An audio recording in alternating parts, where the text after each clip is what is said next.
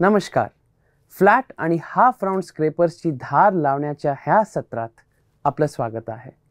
आता आम्ही हे सगळे संकल्पना आणि अभ्यासाच्या बद्दल शिकूया. या सत्राची उद्दिष्टे पाहू. या धड्याच्या शेवटी तुम्ही सक्षम व्हाल. फ्लॅट स्क्रॅपर्सना धार लावणे, हाफ राऊंड स्क्रॅपर्सना धार लावणे. स्क्रॅपरना धार लावताना दाखवलेले पीपीई वापरले पाहिजेत. हेल्मेट, गॉगल, ॲप्रन, ग्लोव्ज, सुरक्षा शूज.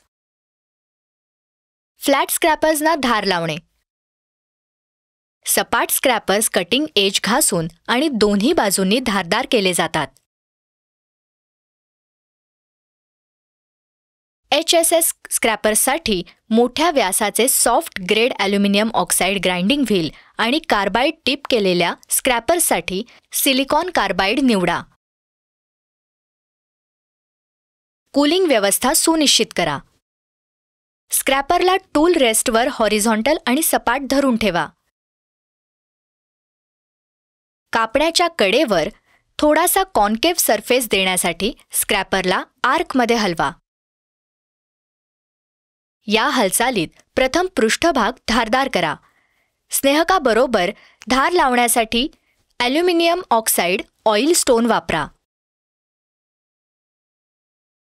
नंतर स्क्रॅपरला ऑइल स्टोनवर सरळ स्थितीत हेलकावे देऊन कापण्याच्या शेवटाला धार लावा. रफ स्क्रॅपिंगसाठी कटिंग अँगल 60 अंश आणि फाईल स्क्रॅपिंगसाठी 90 अंश असावा.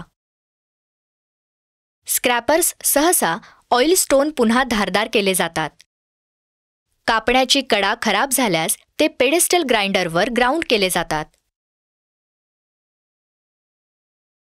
हाफ राऊंड स्क्रॅपर्सना गोलाकार पाठीवर 2 कापण्याच्या कडा असतात.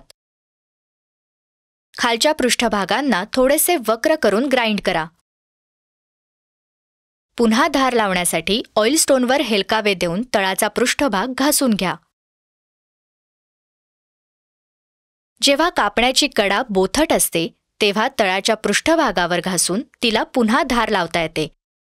शक्यतोवर कडा ग्राइंड करणे टाळा.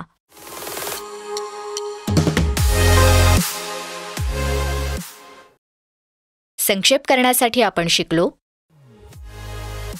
फ्लॅट स्क्रॅपर कसे धारदार करावे,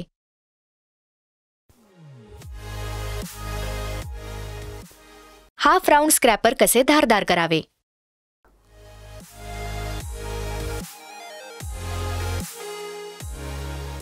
तर हे होतं फ्लॅट आणि हाफ राऊंड स्क्रॅपर्सची धार लावण्याच्या बद्दल. आशा आहे की तुम्हाला सगळी संकल्पना आणि अभ्यास समजले असतील. भेटूया पुढच्या सत्रात.